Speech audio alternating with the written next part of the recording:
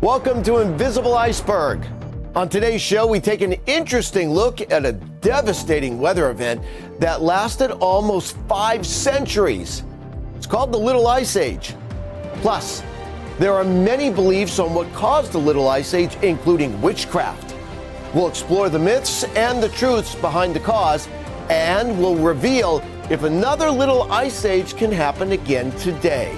It all starts now on Invisible Iceberg.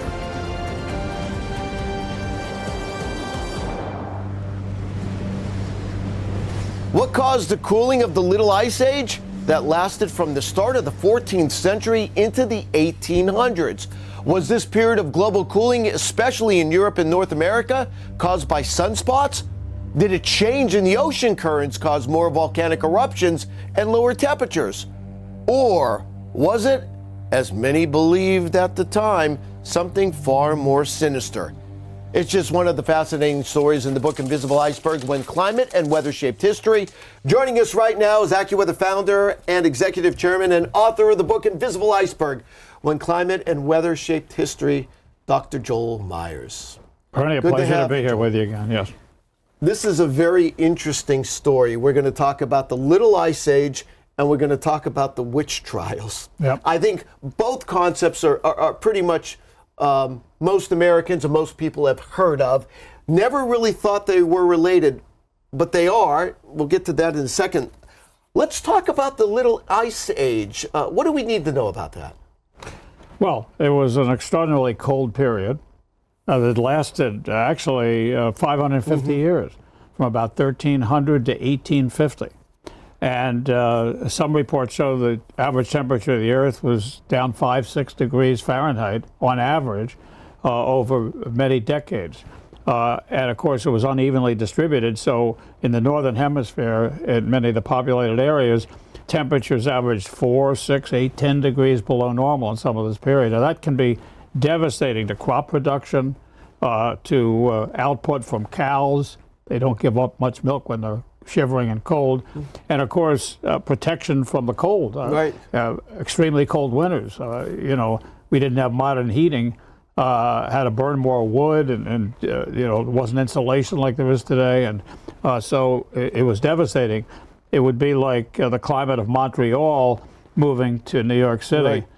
For centuries. I thought that was an interesting part of the book, if you just think about that, how you're just displacing cities hundreds of miles to the north. As a comparison. I mean, it's a way to think about it. What are the theories that caused this? We don't know as much as we should. Right. We know that there was a big minimum of sunspot activity at the beginning. Extraordinary. Almost no sunspots for almost 100 years, and at sort of the beginning of this. So there's no actual causal relationship, but it may just be coincidence. But on the other hand, we do know that while the solar constant, the amount of energy coming from the sun is rather constant, that when there's more sunspots, and there are actually cold spots on the sun, the other part of the sun gives off more energy. And so there's been a correlation with lack of sunspots with cooler temperatures. Whether that was the prime factor here, maybe there was volcanic eruptions that put dust into the atmosphere that reflected energy back into space, solar energy back into space. Maybe there were changes in ocean currents, which we don't have any information on from that time period, that can be rather dramatic. How was it coined the Little Ice Age? Who came up with that? Well, it's interesting. That didn't happen until the late 30s. I think it's what Dutch meteorologists or archaeologists looking at the temperature records coined that phrase. But that's not that far. That's over 100 years after it was over. When I'm reading in your book, I'm looking at it right now. The average drop in North America was 1.1 degrees Fahrenheit over hundreds of years. That doesn't Northern Hemisphere. Yeah, in the Northern Hemisphere. 1.1 degrees in the Northern Hemisphere. That doesn't sound like a lot, but over a long period, that's significant. Explain. It is, because not only over the period, but that's over the whole Northern Hemisphere. Now, half of the Northern Hemisphere is in the tropics, 30 degrees north, because the way the shape of the world is. So there were places in Europe and in North America that were on average 4, 5, 6 degrees Fahrenheit colder. On average. That meant there were some winters it was 15 or 20 degrees colder. Like nothing we've ever seen. And when you look back at the records, just from a speculative standpoint, did it end quickly, or is it just a gradual warming as we finally got out of that period? Well, of course, there's up and downs. If you look at the graphs, I mean, there were a lot of variation from year to year, from decade to decade. I mean, this is a 550-year period, so as you can imagine. But the temperature tended to go down through most of that period and then sort of bottomed out in the 1800s. And then it started up actually before, in the late 1800s, before there was the industrial age.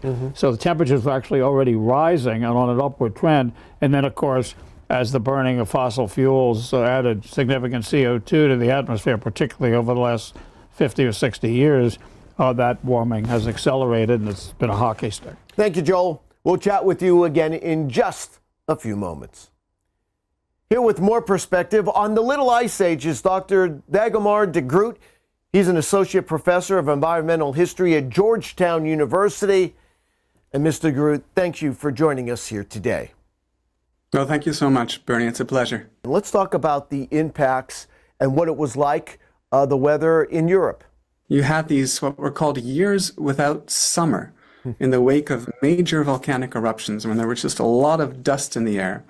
1816 is probably the best known, wasn't the only one.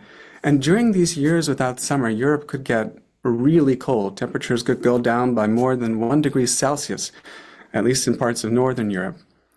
But temperature wasn't the only thing. There were also changes in precipitation caused, in part, by the response of atmospheric circulation, so the movement of the air across much of the northern hemisphere to these modest global cooling trends. So you might have really bad droughts in some years during the Little Ice Age, or really bad pluvials, which means there's a lot of rainfall in other years. What about the change in weather in North America during this time?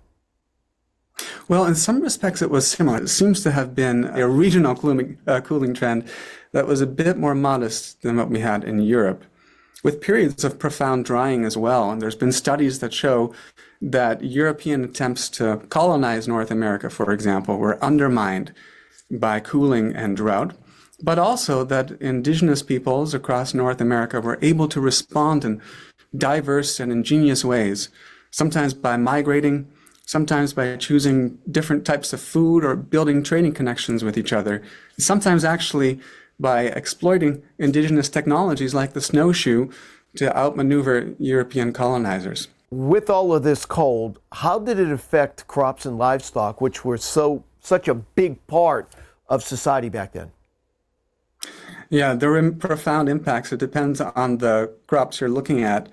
But in particular years, in those years without summer, harvests could fail dramatically. And if you had multiple failures in contemporary societies, there wasn't enough grain often stockpiled in order to make up the difference. So food prices would increase. And when food prices rose, you could have lack of food for many people, starvation, even famine. So you've got harvest failures connected to extreme weather, the worst weather of the Little Ice Age, which in turn seems to have been a cause of depopulation. And well-documented cases are the Ottoman Empire, or Ming China, or Finland, parts of North America, sort of the list goes on, where cooling and drought in particular seems to have caused profound subsistence crises. Some peoples did benefit. The Dutch, for example, were able to transport large amounts of grain. So they often had access from it because they were getting that grain from many different parts of Europe. So if you got extreme weather in one part that's causing a harvest failure, they could still import it from another part. And then they could still sell the grain for profits when these subsistence crises, these famines, these really bad times hit other parts of Europe. Is the climate warming that ended the Little Ice Age the same that is continuing to this day? Absolutely not. The climate warming that ended the Little Ice Age in the 19th century really preceded the widespread burning of fossil fuels. And that was quite modest. Up until the 20th century, not more than a few tenths of degrees Celsius. But warming really started to take off when we started burning more oil and more coal into the mid to late 20th century. And what's happening now, the scale of it, the speed, the extent to which it's happening all over the earth at the same time, there's really no comparison, unfortunately, very unfortunately, with the Little Ice Age. And it's all we know, it's all driven by human activity. Dr. Dagomar de Groot, Associate Professor of Environmental History at Georgetown University. Dr. de Groot, thank you so much for joining us today. Thank you so much. A pleasure. Still to come, we're diving into weather and witches. And why did some believe witchcraft was to blame for the Little Ice Age? We've got the answers after the break.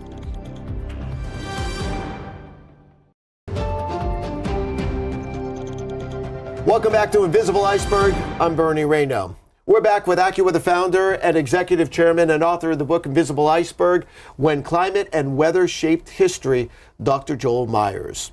You know, we talked about the Little Ice Age, and we talked about the misery and the problems that the population had, but it did have an unexpected effect, all that cold weather, didn't it? It did, and let's set the stage. You know, in modern society, around the world, there are places where there's droughts and crop failures and so on, but we have transportation, we have commerce. We can ship grains and food from places where crops were successful. But in that era, you know, the Little Ice Age from 1300 to 1850, there was much less commerce. There was no refrigeration or ways to preserve food. And it was like a communication, so people didn't know what was going on in other parts of the world. So when crops failed in a particular region of a country or the country as a whole, it was devastating, especially if there was nothing stored. People were starving. They perished from starvation.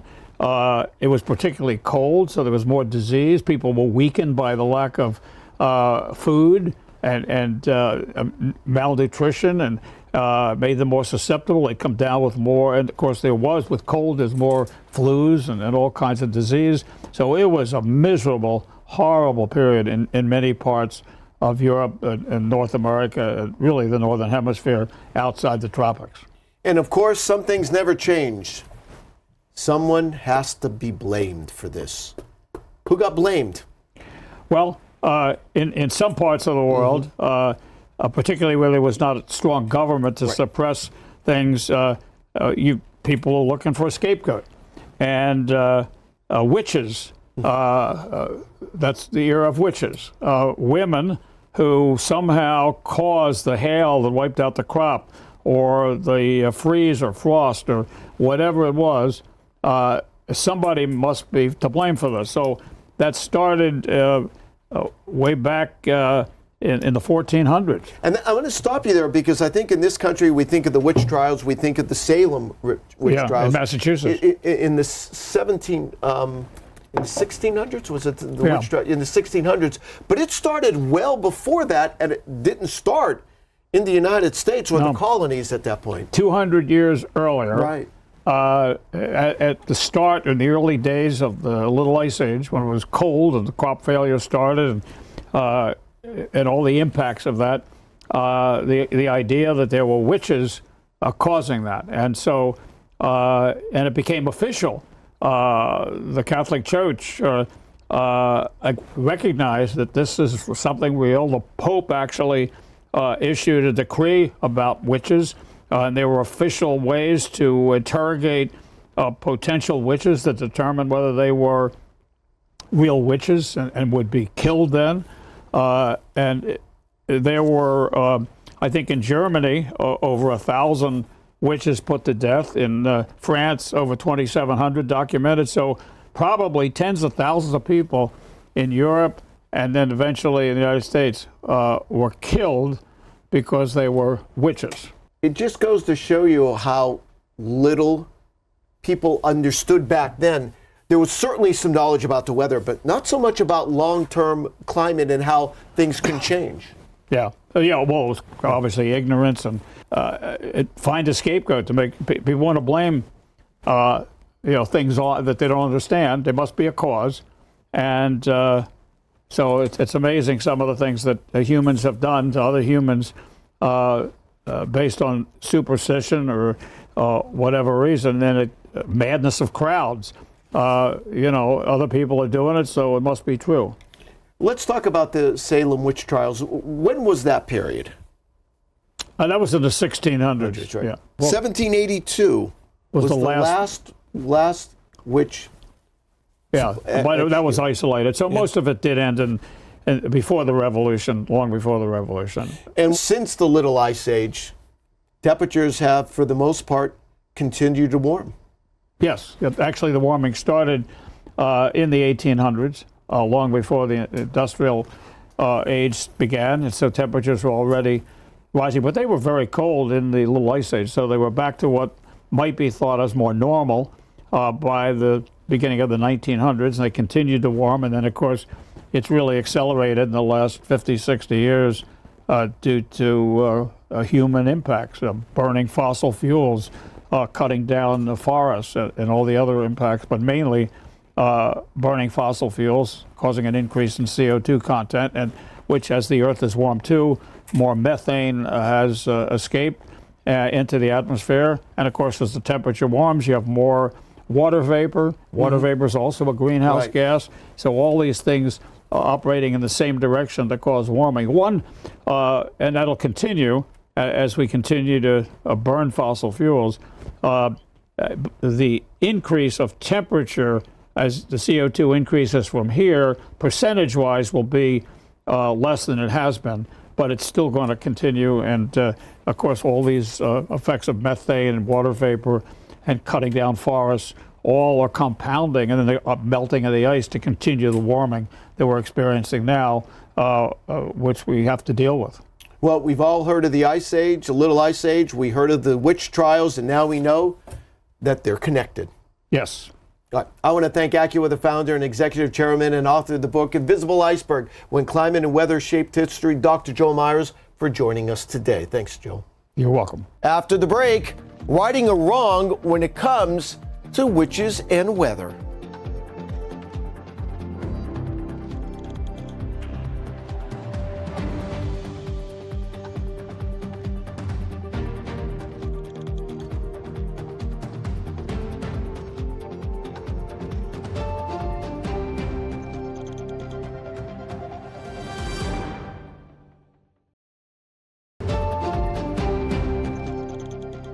Welcome back to Invisible Iceberg. I'm Bernie Rayno.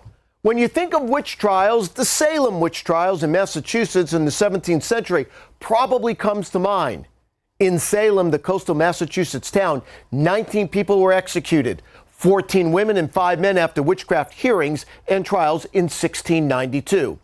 Severe weather, floods, and disease left colonial settlers scared and looking for scapegoats to blame for an often frightening and difficult life. But not as well known are the Connecticut witch trials. 4 decades before the Salem trials, there was also an earlier witchcraft panic in New England. According to Connecticut Explored, the colony, still under British rule, had 43 witchcraft cases with 16 executions between 1647 and 1663. Not much documentation of the Connecticut witch trials remain, but many accused of witchcraft were said to have made a deal with the devil over God and gained supernatural powers. But 3 centuries later, an update.